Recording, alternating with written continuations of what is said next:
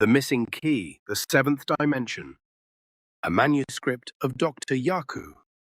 Chapter 1. The Architect of Perception.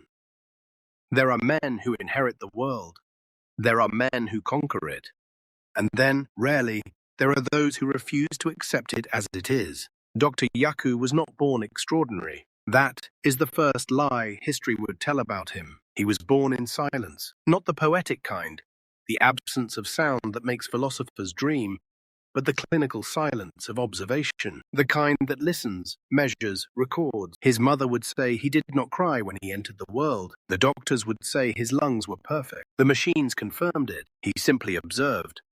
As though even then, before language, before identity, he understood something the rest of humanity did not. That existence was not something to feel. It was something to analyze.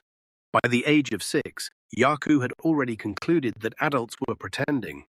Not maliciously, not consciously, but pretending all the same. They spoke of choice as if it were real. They spoke of truth as if it were shared. They spoke of God as if he were watching. But Yaku saw patterns. Every decision his father made could be traced backward, to habit, to fear, to expectation. Every belief his mother held could be traced outward, to culture, to repetition, to reinforcement. Even love, that sacred human constant, revealed itself to him as a loop. Stimulus, response, attachment. Predictable, quantifiable, inevitable. At 9, he conducted his first experiment. He told 3 different classmates 3 different lies about the same event, a broken window behind the school. Each story was tailored, one emotional, one logical, one authoritative. Within hours, the entire school believed all 3 versions simultaneously. By the end of the day, even the teachers argued over what had happened. Yaku sat beneath the stairwell and wrote in a small black notebook. Truth is not discovered. It is agreed upon. That was the moment the world began to fracture. He would later call it perceptual divergence. The realization that reality itself was not singular, but filtered, constructed, negotiated between minds. And if reality could be negotiated, then it could be engineered. Years passed. While others learned subjects, Yaku learned systems. Biology was not about life, it was about constraints. Psychology was not about emotion, it was about response patterns. Physics was not about matter, it was about boundaries. Everything reduced to one principle. Perception defines possibility. Not truth. Not law. Perception. At 17, he encountered his first paradox. A philosopher, long dead, posed a question in an ancient text. If all knowledge is filtered through perception, how can one ever know reality itself? Most would call this an unanswerable question. Yaku called it an engineering problem. He began to map the mind. Not metaphorically, literally. He constructed what he would later name the perceptual cube. 3 axes. The self, the environment, the universe, each divided into known, unknown, positive, negative, 8 corners, infinite movement, a structure not of space but of experience. He realized something terrifying. Human beings do not move freely through reality. They move within zones of permitted perception, like insects inside invisible glass. And then came the second realization, more dangerous than the first. The glass could be reshaped. By 24, Dr. Yaku had vanished from academia. Officially, he withdrew. Unofficially, he was removed. His proposals were described as ethically destabilizing, philosophically corrosive, operationally dangerous. One reviewer wrote a single sentence that would follow him for the rest of his life. If this man is correct, then humanity has never made a single free choice. He framed that sentence, not as criticism, but as confirmation. Years passed in obscurity, or what the world believed was obscurity. In reality, Yaku was building, not a machine, not yet, but a theory so precise it bordered on inevitability. He called it 7DEX, the seventh dimensional experiment.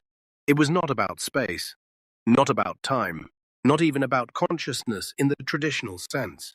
It was about something far more fundamental: navigation. Yaku proposed that consciousness was not a state, but a position, that every human being existed at a coordinate within layered perceptual dimensions, and that movement between those layers was the true mechanism behind thought, choice, and identity.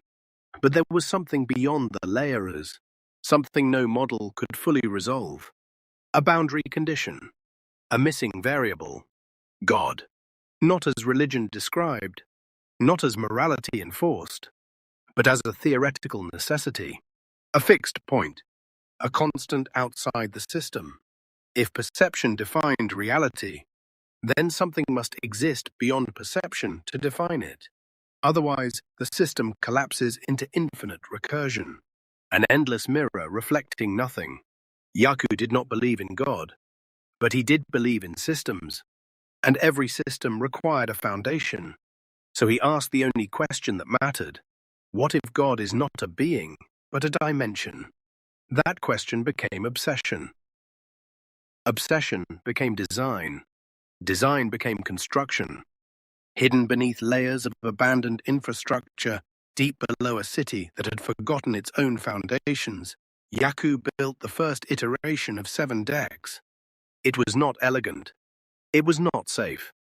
But it was functional. At its core was a chamber. Not large, not imposing, but precise. Every surface calculated. Every angle intentional. A geometric convergence point designed to destabilize perceptual anchors. Because Yaku had discovered something critical. The mind does not experience reality directly. It stabilizes it. Constantly. Automatically. And if that stabilization could be interrupted, even briefly, the mind might slip, not into madness, but into something else. Beyond. The first subject was not a volunteer. Yaku did not believe in consent as others defined it. Consent required understanding, and no human alive understood what he was attempting. So he selected a subject based on variables: cognitive flexibility, emotional volatility, minimal external attachments. A man named Elias. Elias entered the chamber confused. He left. He did not leave. The logs recorded everything: heart rate fluctuations, neural spikes, unprecedented activity in regions of the brain previously considered dormant. At timestamp 3:17, Elias spoke. Not loudly, not dramatically, but with a clarity that would haunt Yaku forever. I can see it. Yaku leaned forward. See what?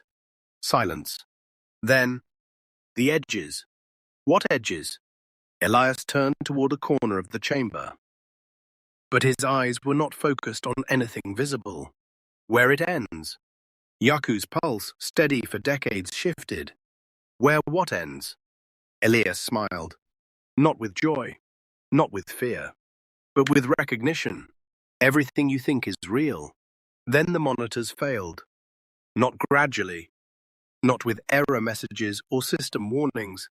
They simply stopped for exactly 7 seconds. When they returned, Elias was unconscious. No trauma, no visible damage. But something had changed. He never spoke again. Not because he could not, but because he refused. Yaku reviewed the data for weeks, then months, then years. 7 seconds. A gap in measurable reality. He named it the breach interval, and in that interval, something impossible had occurred. Elias had perceived beyond the model, beyond the cube, beyond the mapped dimensions, beyond everything. Yaku did not celebrate. He did not panic. He did not hesitate. He refined, because one data point is not proof. It is an invitation.